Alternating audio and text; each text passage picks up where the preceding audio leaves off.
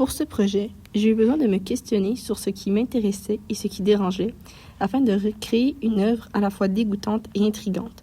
Je souhaite que le regardeur soit dérangé de ses ressemblances avec l'œuvre, mais intrigué de l'explorer et d'interagir avec. Je me suis donc inspirée de deux artistes, le premier étant David Atmedge. J'aime beaucoup son œuvre de Flux and the Puddle, qui m'a inspirée grâce à l'effet de la transparence créée par le verre, et des nombreux chimères qui mélangent homme et animal dans une drôle de relation. Un deuxième artiste qui fait ça, c'est aussi Paul McCarty. C'est pour ça que c'est le deuxième sur lequel je me suis inspirée. J'ai particulièrement aimé son œuvre où on voit des figures politiques qui sont en train de faire l'amour à des cochons. C'est une relation dégoûtante entre l'homme et l'animal. C'est quelque chose qui dérange. C'est quelque chose qui m'a donc inspirée pour la suite de mon projet. Mais je me suis aussi rappelé mes propres projets des sessions passées.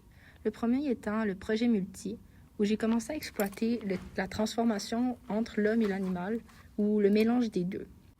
J'ai vraiment aimé l'effet comique, mais à la fois dérangeant que ça créait. Mais je voulais aussi m'amuser en faisant mon projet.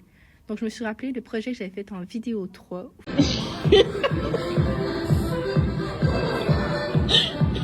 C'était un projet qui m'avait demandé un peu d'impro ou de spontanéité. Je voulais qu'on retrouve ça dans les différents éléments de mon projet.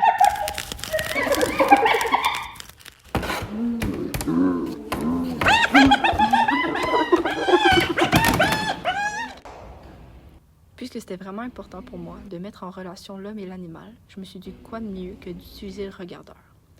Le regardeur est donc invité à se mettre à quatre pattes et à retrouver une position animale afin de bien pouvoir observer toutes les différentes facettes de l'œuvre.